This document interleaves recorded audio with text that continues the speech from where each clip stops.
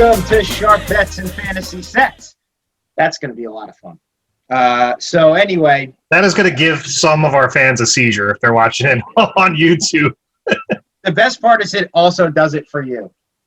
Obviously, we're talking football today, but I'm rocking my Mets stuff. It is. I believe we have a little something to take care of here. We do, but we're going to do it Will you let me get through my baseball point? We have pitchers and catchers starting today. One of the best times outside of opening day baseball of the year. It's snowy outside, but we know that in Florida and or Arizona, they're getting the gloves. They're oiling them up. They're throwing. They're getting their arms ready. They're getting their obliques ready. We're going to have baseball this year on time, hopefully, and I will definitely cheers to that. Hold on. Can I give something to cheers to besides just baseball, right? Well, you did just put on my Baltimore Orioles are in first place. I can drink to that. I like it. I think the best part is ready to mathematically eliminated. What you talking about? Shut your mouth. So friend of the show, Chris Lachowski, sent a beautiful picture to my and Sarah Nick's attention, saying that the Baltimore Orioles have already been eliminated from playoff contention. They have a 0.0 chance of making the playoffs, which, that's some bullshit. But here's to it. Cheers. That's a first place shot right there if I've ever had one. God damn. That's a good one. So before we get into the fantasy football first round picks, let's talk just quickly about baseball. So I know for me, I love baseball season. I know you guys do too. So I was off today, so I popped on Moneyball. I love watching movies like that or Major League to get ready for the baseball season, the spring training scenes in it, the getting the team ready parts of it. Damn, I was cut already in his PJs, Wesley Snipes in Major League. But real quick, your Mount Rushmore of baseball movies. I know I'm putting you guys on the spot, but for me, I'm going Major League has to be on there.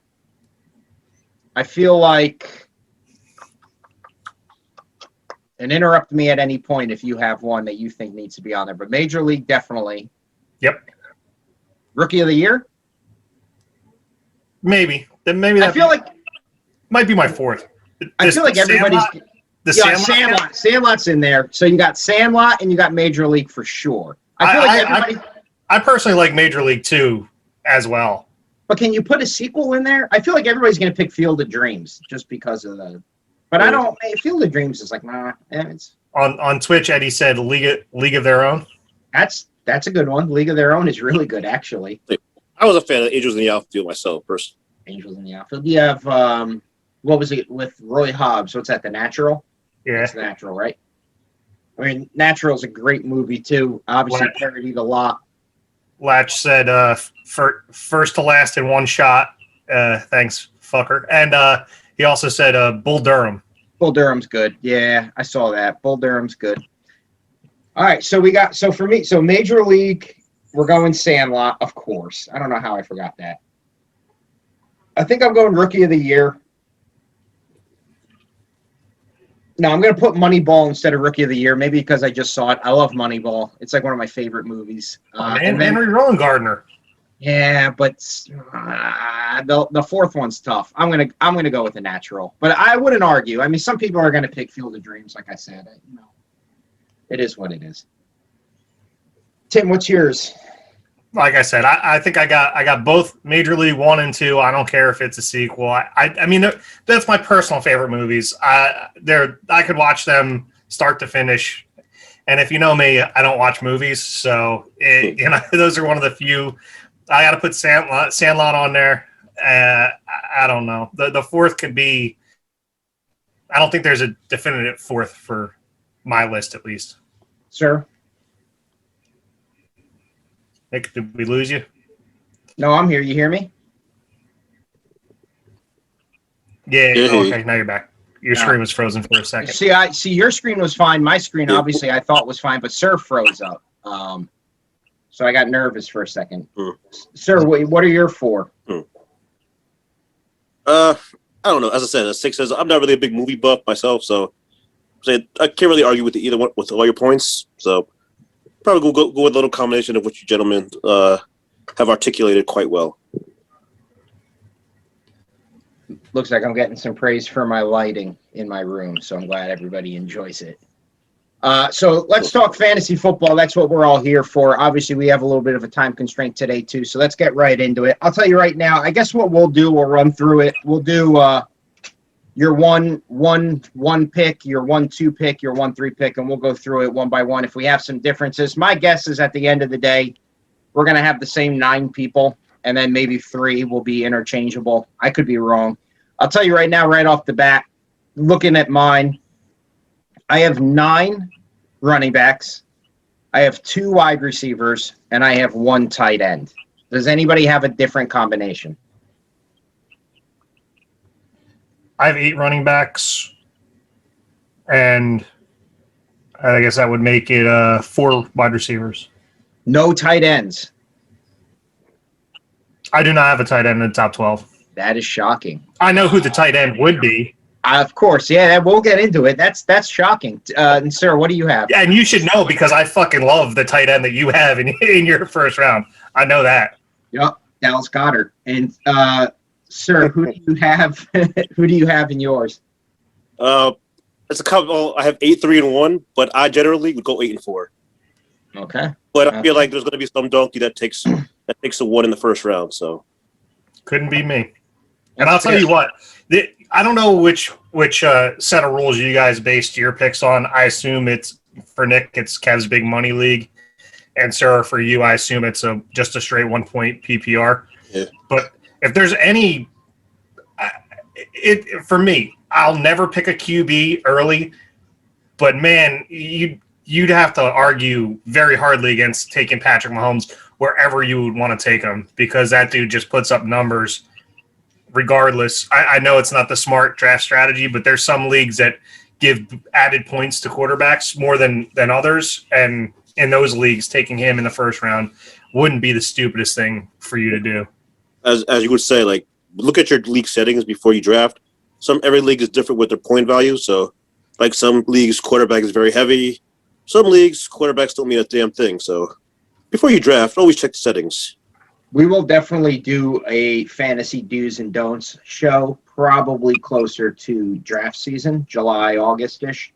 But yeah, I mean, the Patrick Mahomes point, and we're not going to get it. It's not about quarterbacks. I don't have any quarterbacks. I never will take a Patrick Mahomes will never be on my fantasy team because I will never take a quarterback in the first 6 rounds or first 5 rounds. I'll start to take him in the 6th. And my argument to anybody is I think in the 6 or 7 leagues that I was in, Josh Allen and Aaron Rodgers were the champion quarterbacks in all 6 leagues, and neither of them were taken before round 9. So in any league that I'm in, and I'm in some pretty competitive leagues, I just think the skill set of quarterback in any league you look at it, they put up a ton of points no matter what. I'd rather get the skill position players because that's where the money lies. But, you know, Patrick Mahomes is Patrick Mahomes, Lamar Jackson, and now I think you could throw Josh Allen in that same class of quarterback that I think if you take him in like the 4th round, I don't think people would really argue, but I would not do that myself. Yes. So real quick to put it in perspective for people that don't know exactly what we're talking about. So in a lot of leagues, quarterbacks will put up the most points, right?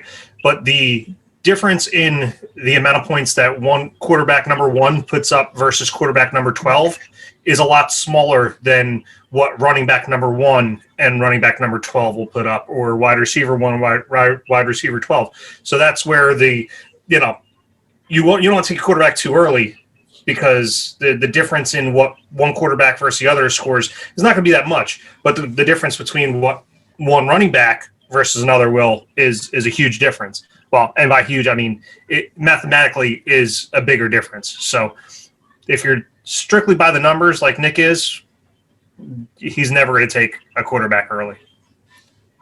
Well, I think if we're just looking at it, yeah, go ahead, sir. I was like to that same point though, like with tight end spot, like if you want to take a tight end early, like the difference between the number 1, 2 tight end compared to the number 12 tight end is pretty dramatic. It's so if you want to have a statistical advantage over your opponent, taking a tight end early might not be the worst idea. Yeah, but once that, and we'll get into tiers at some other time, but once those tiers are gone, you might as well just punt that position. Yeah, no, after I would say after the first 2, maybe 3, maybe actually I would say 2, just then wait. After if you can't get the first 2 early, wait till later on to take a tight end because it drops off pretty steep after the top 3 or 4. Ultimately, the number one fantasy player last year had 377 points, skill position player. So that's anything but quarterback, 377. Well, 5 quarterbacks, 6 quarterbacks really flirted with that number or went above. You have Russell Wilson, who went probably rounds 7 and on. You have Deshaun Watson, who went rounds maybe 6 and on, 5 and on. You have Patrick Mahomes, who went in probably the first 3 rounds. You have Aaron Rodgers, Kyler Murray, and Josh Allen, who all went late in the draft. So you're getting, the best quarterbacks in your fantasy league after round 6. Just punt on the position, wait even more. And then wait some more, and then draft a quarterback is my strategy. But we'll get into that. Hey, Nick, while we're a little break, right? Can we plug the other shows? Because Scott just had to chime in on Twitch. And, boy, do we got a bone to pick with that guy, huh? Can we just do it real quick? Yeah. What do you want to do in terms of what bone do you want to pick? Oh, about the picks he made for his – Yeah. This is all for show. He actually did a great job this week. I'll give him his credit with his theme songs. I could argue a couple of them, but the top 5 were pretty good. I'm not even gonna just mess with him. He did a great job. He was messing with me on Instagram Live is where he did his thing, and we had a good time. At least I did. I was drinking, making fun of him the whole time. So I'll mess with him. Darkwing Duck not in the top 10.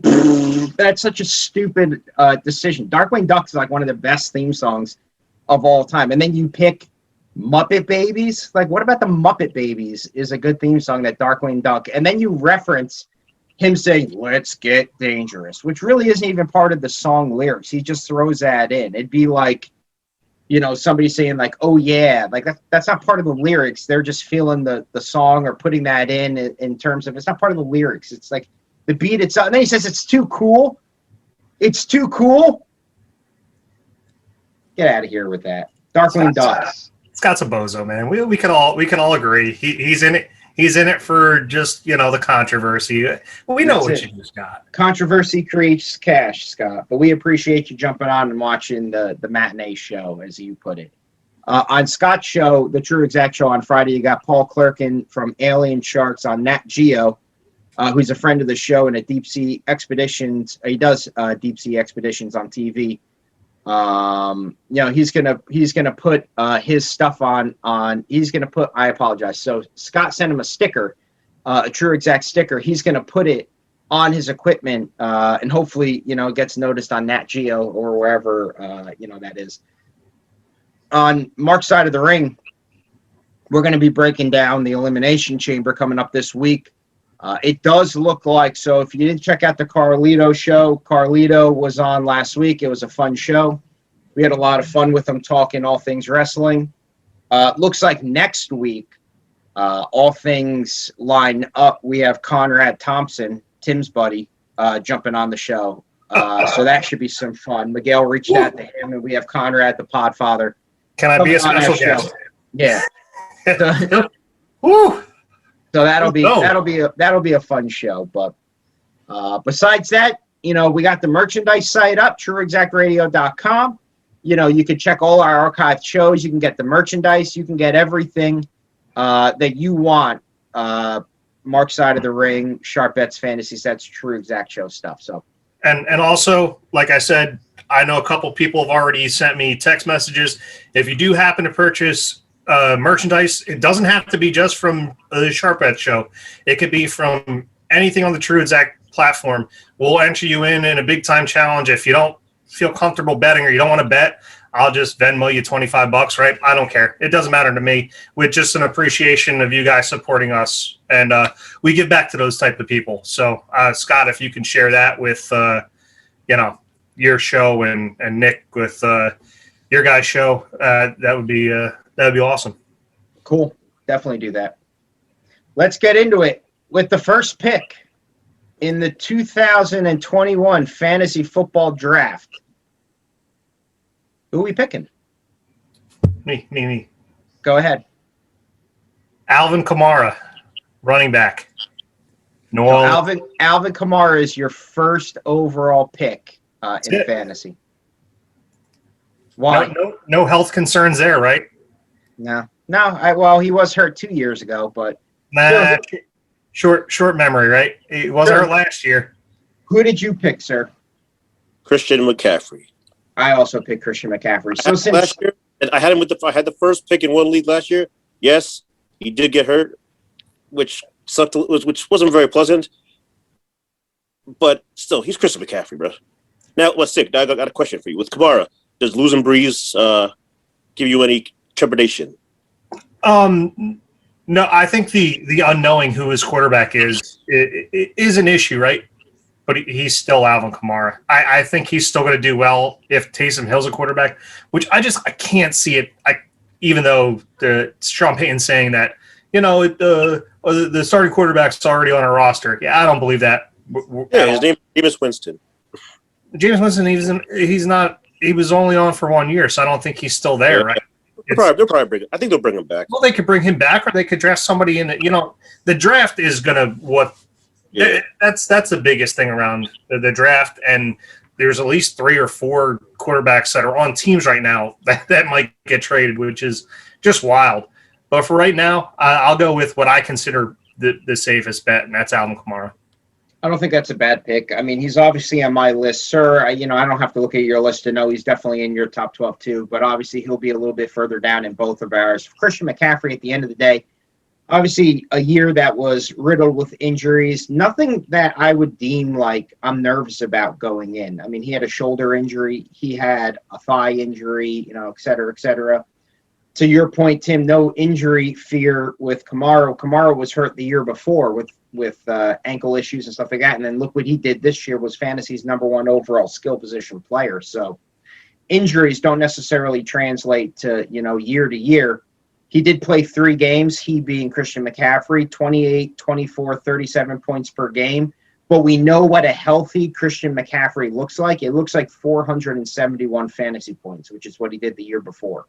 So to me, that gains him another year of let's see what happens. I think the offense, we don't know the quarterback situation. There's Matt or Deshaun Watson. I almost said Matt Watson. There's Deshaun Watson rumors. There's a bunch of rumors. I did see from Carolina Papers today that the minimum asking price that the Panthers would be willing to part with is 3 first-round picks and Christian McCaffrey for Deshaun Watson, which to me would just be a insane amount of picks. But it'd be hard to say no to that if that's what you're getting. So we don't know where Christian McCaffrey will play. We think he's playing with the Panthers. He's my #1. He serves #1. We know Tim went Kamara. So #2 pick, I'll go with this one. I'm starting out. I'm going Dalvin Cook. And I think that Dalvin Cook, 337.8 fantasy points in 2020. He was the league's second running back in terms of points. There's health concerns. I mean, we all know his first year, I think he got hurt week 2, and that was it. Last year, 2 years ago, he played relatively healthy. I think he missed towards the end of the year. He got hurt in the first round of the playoffs in fantasy. But last year, he really put it all together, and I think most of the team is coming back. He's a big part of the offense. So to me, Dalvin Cook would be my #2 in fantasy. Tim? I have Dalvin Cook as well. But remember, when you draft Dalvin Cook, take Alexander Madison at whatever point that you can get him after round 9, right? And just stash him on the bench, or wait, if somebody else steals him from you, wait till they drop him. It's inevitable that it happens. Just hope that Dalvin doesn't get hurt before then. If Dalvin stays healthy, he can legit be the number one player in fantasy, skill position at least. And with that kind of upside, I don't see anyone else that you could take a number two. Sir, who'd you take? Yeah, can't argue with what you guys said. I'm taking Dalvin Cook as well at number two. Like, if he's on the field playing, he's going to put up numbers. Simple as that. He finished number 3 in points last year. So yeah, and as I said, as Six said, make sure you handcuff him because handcuff is a big part of especially when you're drafting running backs. Make sure you take the handcuff, which means you take their backup, which guarantees you a running back on that team's lineup. The devil's advocate to that would be it wastes a roster spot unless does get. It depends what kind of league you're in. If you have a league with like a lot of bench spots, waste it. I'd rather have a backup to my starter than somebody who's like pretty much a lottery ticket where you have to hope somebody else gets hurt for them to be worthwhile. There's only certain running backs that I would handcuff, right? Dalvin Cook is one of them. And you have to remember it. This is your first round pick. If your first round pick goes down, the only reason I'm saying make sure you get Madison, because Madison is a great running back when he's the starter. I think if you look in years past, he puts up,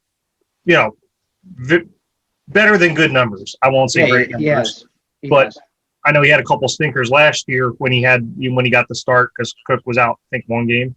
But either way, you got to make sure your first running back, you got the back. Think about those who had Christian McCaffrey last year.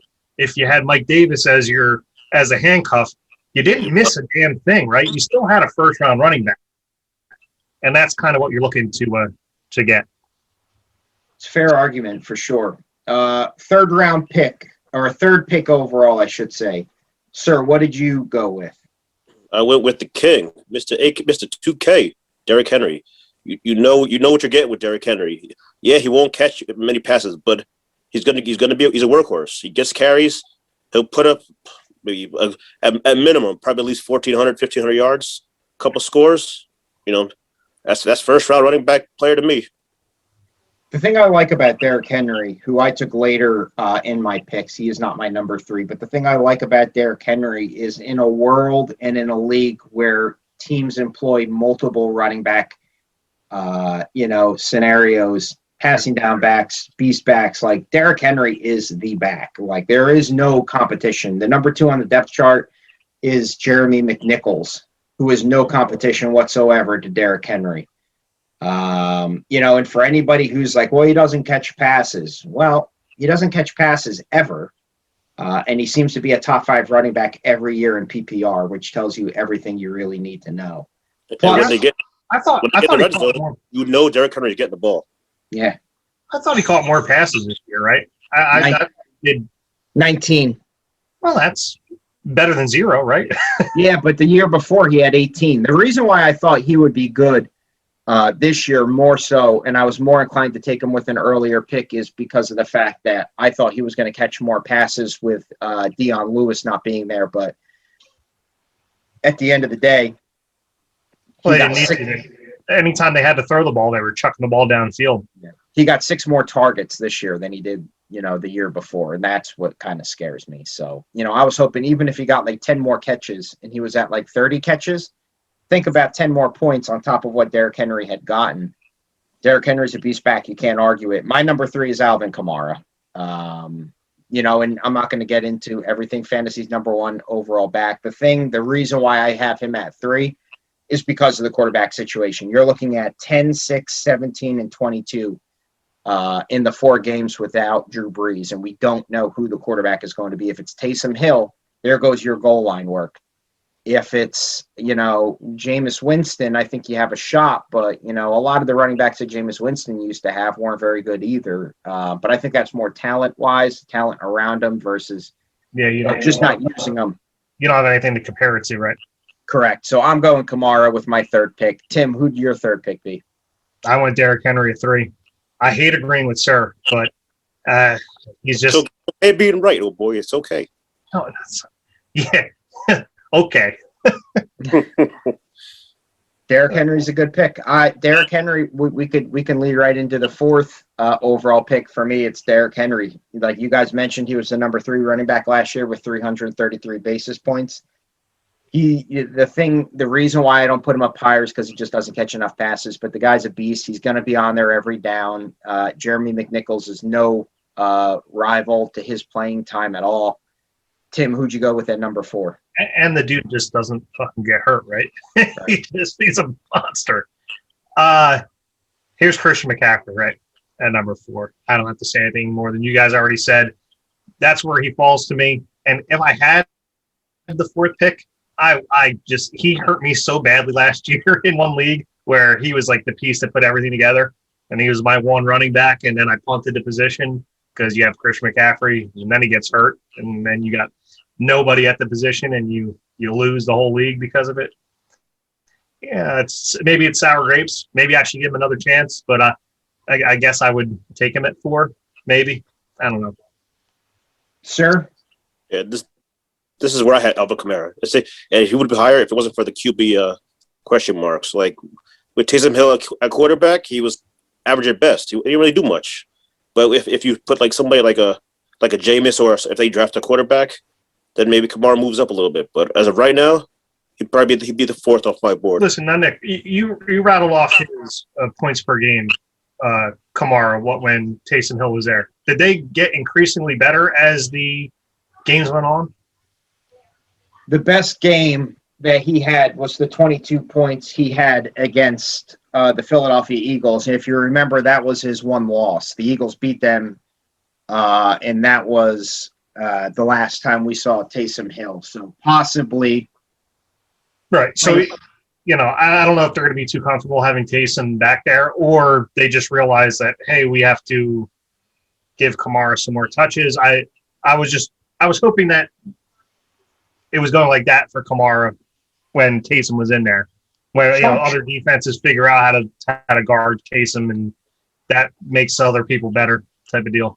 I feel like Sean Payton's the kind of coach though that wants to, like, oh, you don't think I can do this? Okay, well now I'm going to do it. Like everybody thought that Jameis Winston made the most sense at quarterback. Oh, there's no way he's going to play Taysom Hill. Oh, I'm not? Well, here's Taysom Hill. And they go 3-0. I mean, they lose to the Eagles, but, I think if they play the Eagles 9 more times, they probably destroy the Eagles. I just think it was they met at the right times for the Eagles to win. But I don't know. So the first 4 picks are in the book, and we're aligned in terms of the 4 players, although none of us have them in the same order, which I always find very interesting in terms of, how we draft and what we do. And this is where I think things will get a little interesting in terms of our picks. I will go with the 5th overall pick, who I will start by taking my first wide receiver, my first of 2. And this is the wide receiver, Dante Adams, Green Bay Packers. 358 fantasy points, and he missed 2 games. And I think he got hurt in one of the games against Detroit. So he really got hurt for 1, plus missed 2 more on top of it. You could really say he missed 3 games. The things I like about it is in the division, which he's going to face again next year, you had 41 points, 6 points the game he got hurt against Detroit, but he did have 3 catches for 30 yards. He had 30 points, 18 points, and 24 points. I think they played Chicago week 17, so I don't have those numbers because they're not part of the fantasy playoffs. But, top red zone target. Seemed like every single week Dante Adams was the first touchdown scored in the game for the Green Bay Packers because he targets them so much in the red zone.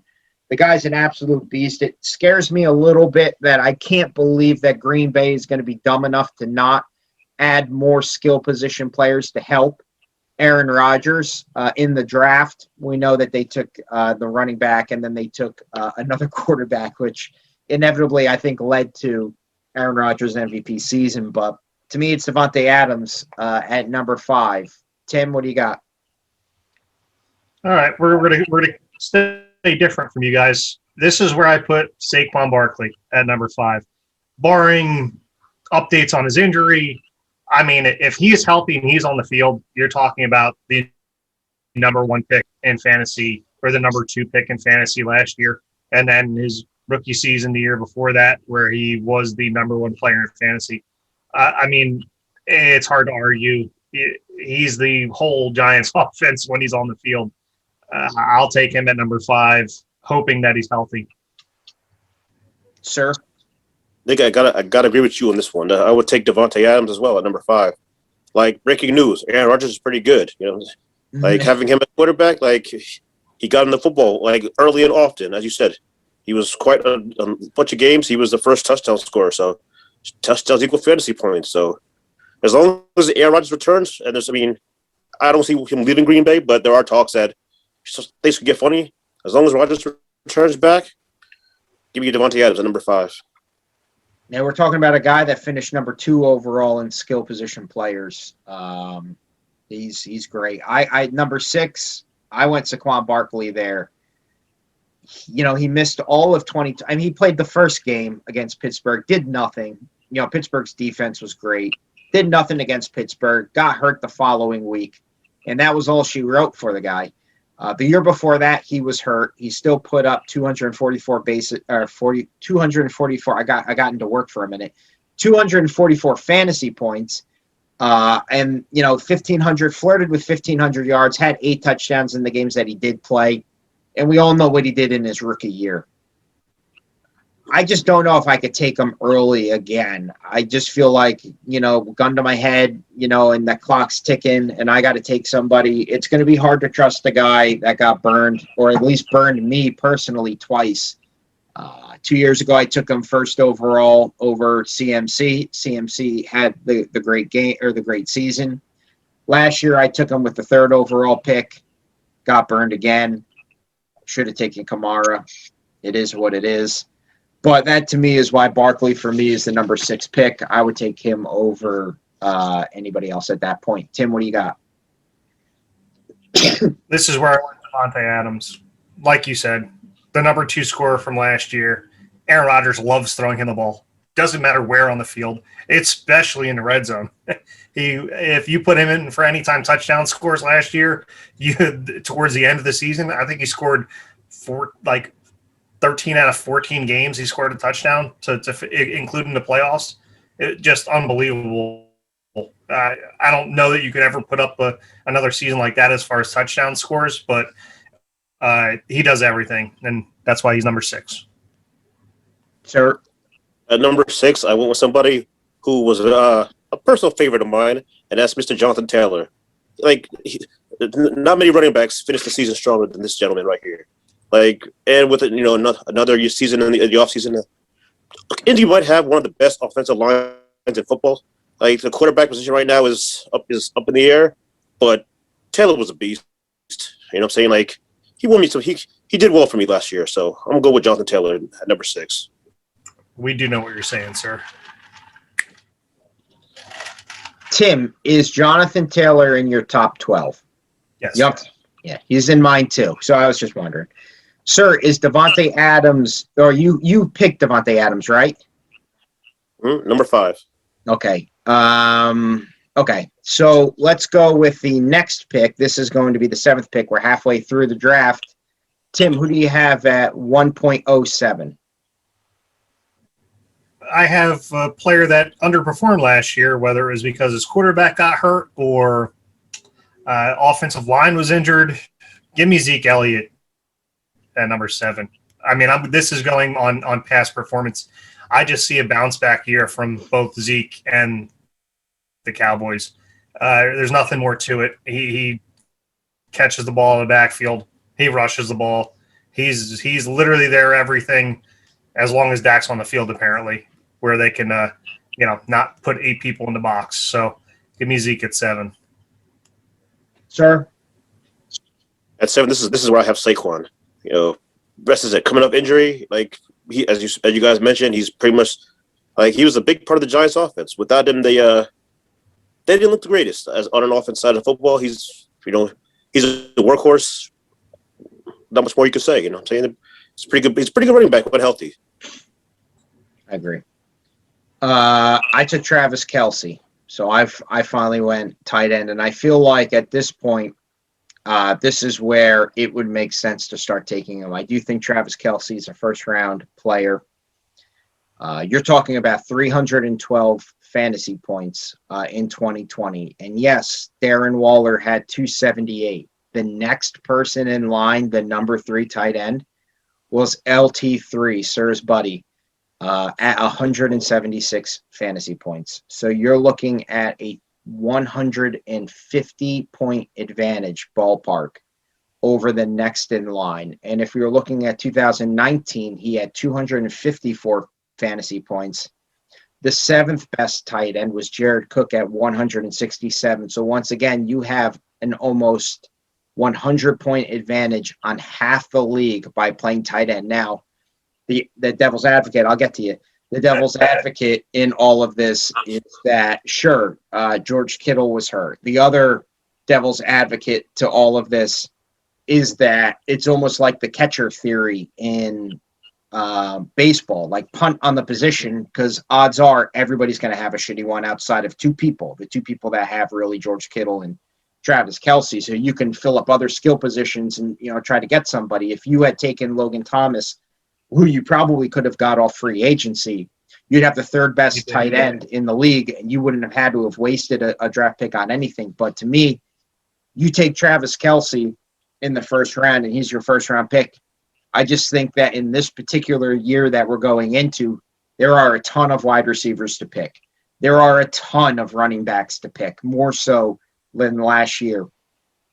And I think that you can get away with Travis Kelsey as your tight end and have, Kareem Hunt as one of your running backs. You don't need to necessarily take one so early. So that's why I think he's a matchup-proof guy. I think maybe 2 times the entire year he had under 20 fantasy points, maybe 2 or 3. But he's an absolute beast. We saw what he did in the Super Bowl in garbage time, but garbage time fantasy points count the same as regular time fantasy points. So Travis Kelsey to me is in a class of his own.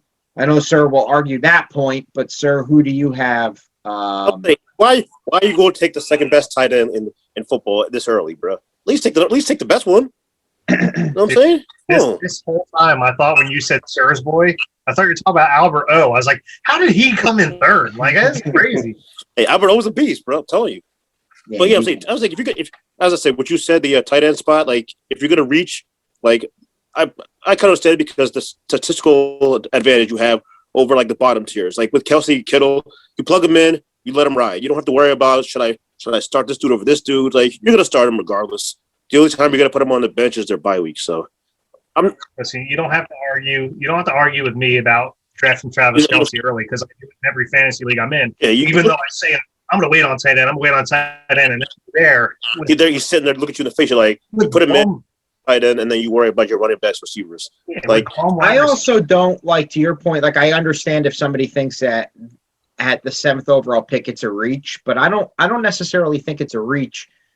He went in the first 2 rounds in every draft that I was in. So you're talking about like his production on the field, which was elite level, moved him up, 6-7 basis points. He went early round 2 in every single league I was in. And in a lot of leagues, he went in the first round towards the end. So if reaching is 4 draft position swing, to get a guy that's going to get 300 fantasy points, consistently year after year and is in no way slowing down. He has Patrick Mahomes as his quarterback. He's not going anywhere. So to me, the stability is there for him to be great year in and year out. Of course, injuries happen, and we don't know. We can't predict on injuries, but Travis Kelsey is a beast. And to me, 7th pick is good.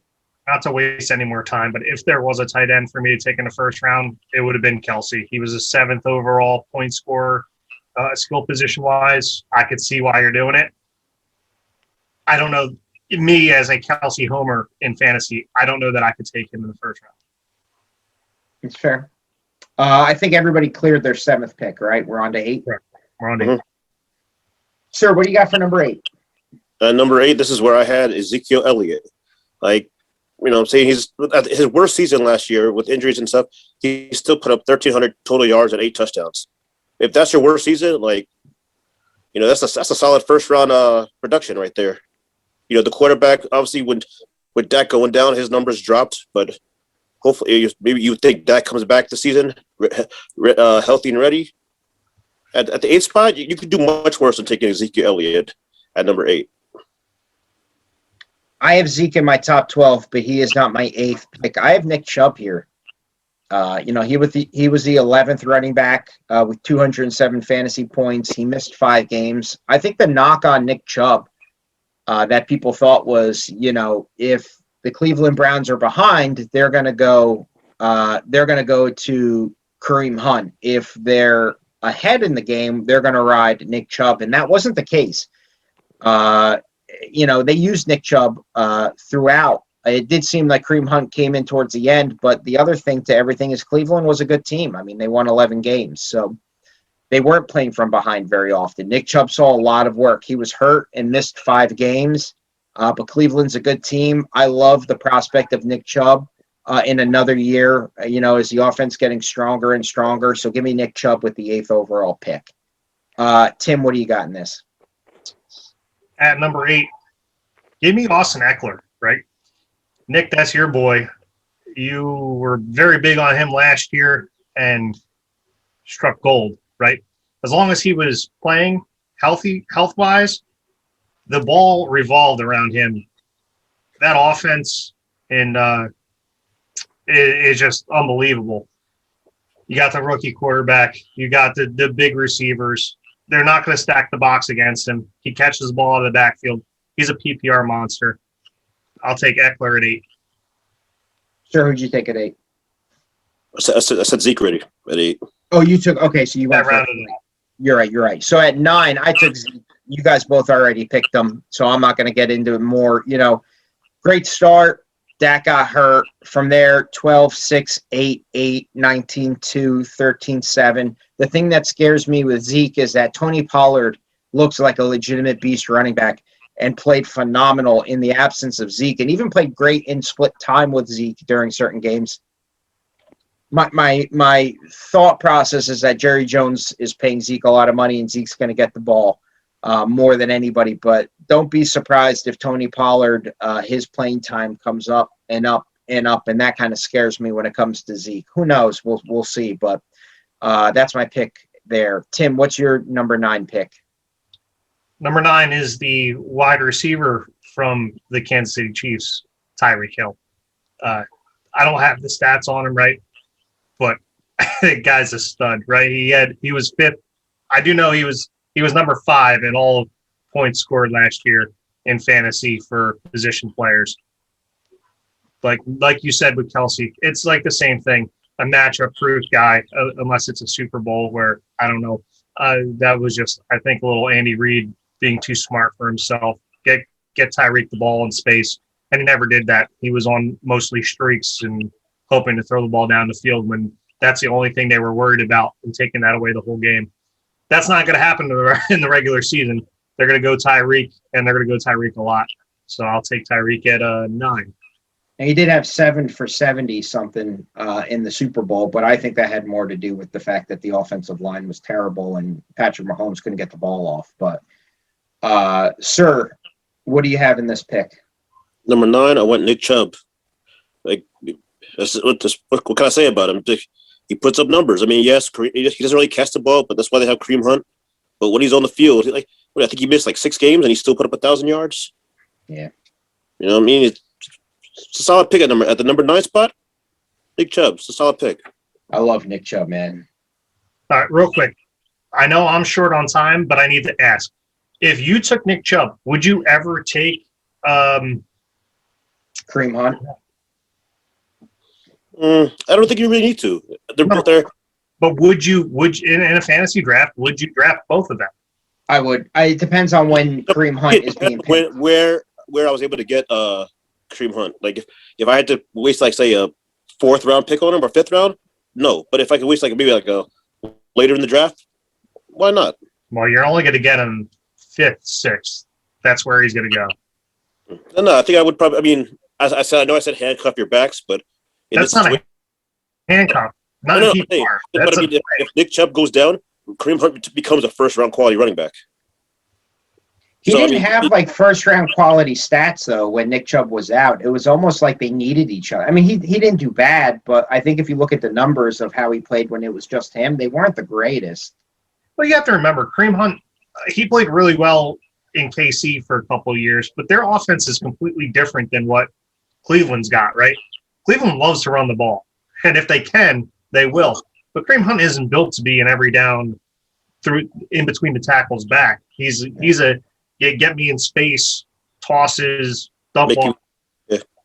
They each have their that offense. I think that the way that they used him that I liked so much too is the fact that, you'd have Nick Chubb for the first 2 or 3 quarters with Kareem Hunt sprinkled in, but then the fourth quarter comes, your defensive line is tired. It's almost the end of the game, and now you're facing a fresh Kareem Hunt, who, to Sir's point, is a first-round quality running back. I mean, it was the right game plan to have the two of them. To your point, Tim, I won a fantasy championship with Mark Ingram and Alvin Kamara as my 2 running backs. So I think having 2 guys on the same team doesn't scare me. And those 2 guys doesn't scare me. I would, if I can get them at the right picks, to Sir's point, I would not be afraid to have Kareem Hunt and Nick Chubb as my 2 running backs. Yeah. Sorry to take us on a tangent. I had to ask. Cleveland plays best when they run the football. It's pretty much why I think Odell Beckham might get moved, because Cleveland, they want to run the football and basically make Baker Mayfield not be Baker Mayfield, pretty much. I agree. Yeah, I agree. With my number 10, did everybody do their 9? Yes. With my number 10, I'm going Tyree Kill. We already talked about it. The one thing I would say, 328 fantasy points last year, Tim. He beat Stefan Diggs by 0.3 of a point. I think he was 328.9, and I think Stefan Diggs was 328.6. So very, very close. But to Tim's point, elite speed, Showtime Mahomes. I mean, he's got 2 guys he goes to. It's either Travis Kelsey or Tyree Kill. That's the game plan. But, even when people know that that's the game plan works. The guy's going to catch passes. The guy's going to run for yards. 15 touchdowns last year. Might come back. 15 receiving touchdowns. I truly don't know if he had any rushing. But 15 at least receiving touchdowns. Yeah, that's what I thought. So 15 at least receiving touchdowns. I think we'll come back a little bit. Hard to predict 15 touchdowns year over year. That's a lot. But I still like Tyree Kill in that spot at the 10th overall pick. And he's my last wide receiver I take. My next 2 are running backs. And spoiler alert, they've been mentioned already today. So, Sir, who do you have for your 10th overall pick? I agree a little bit with you as well. I had to go Tyree Kill. I don't know the exact number, but I'm pretty sure at like the 16 or 17 or 16 because he didn't play the last week. I think he found the end zone like 14 or 13 of the games between the receiving and rushing. So like if you score 13, don't quote me on this, but I know it was a high percentage that he scored, that he found the end zone, along with putting up massive amount of yards. So, and when Mahomes throws the ball, most times it's to Tyreek Hill. Yep. At number 10, Yeah. I will take Sir's boy, Jonathan Taylor. I'll call him Jonathan Taylor Thomas for this. The dude at the end of the season was arguably the best running back in fantasy. I mean, he just put up numbers and touchdowns. The only reason I have him low, and I actually had him like lower before I revised my list today, but the quarterback position. But I have just the feeling that that's where Mr. Wentz is going. And if he gets another solid quarterback, the sky is a limit for him. He's just – the upside is ridiculous there at the 10 spot. That's where I'm going to take him. He's my number 11. So, 252 fantasy points in 2020, 6th best running back. My questions are, who's the quarterback going to be?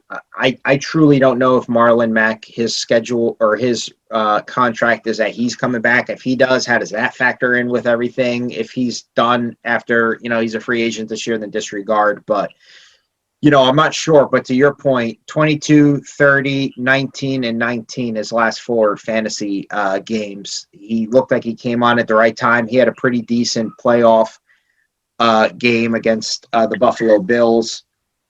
I just think that he, is a solid player, and he would be a guy that I would target, with that, 11th overall pick. I think that would be a smart pick there. Sir, what do you got? At number 11, I might be a little high on this one, but I went Stefan Diggs at the 11th spot. Okay. Especially in a PPR league.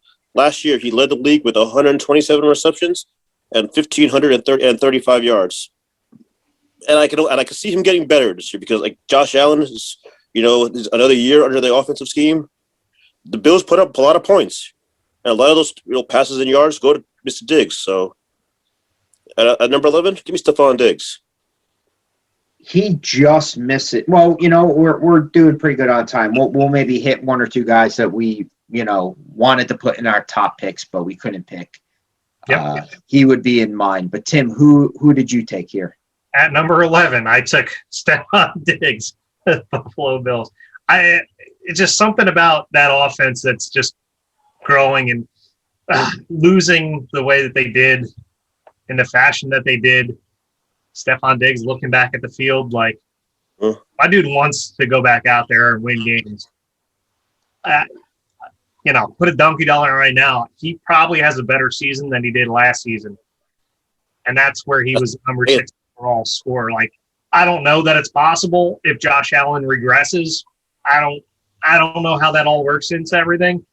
But man, he looked like a determined player losing in the playoffs. So I'll take him at 11. He would be a guy that it would be in my list of people who didn't make my top 12, but are very, very early in round 2. I mean, and I wouldn't argue if somebody wanted to take him early. I mean, it's all subjective, really. I mean, to kind of what you think. But the thing that scares me is just Stefan Diggs has never been a guy that you would ever take before round 3. And obviously he's a solid player and had a solid year. I just don't know. He's not targeted in the red zone. He's not a red zone guy. And really, you want guys that are going to score touchdowns. He did catch a lot of passes. I don't know what that translates to year 2. I would not argue anybody taking him. I also, guys like Joe Mixon, if Joe Burrow comes back and is healthy, I don't have in my top 12, but I wouldn't argue. I don't know how the Eagles' new offense is going to look, who's going to even be the quarterback. So Miles Sanders, I don't know. I would not take him in the first round. I probably would take him late second, but those are guys that are kind of close to me. I'm surprised that nobody took, and I don't know, maybe you guys have them.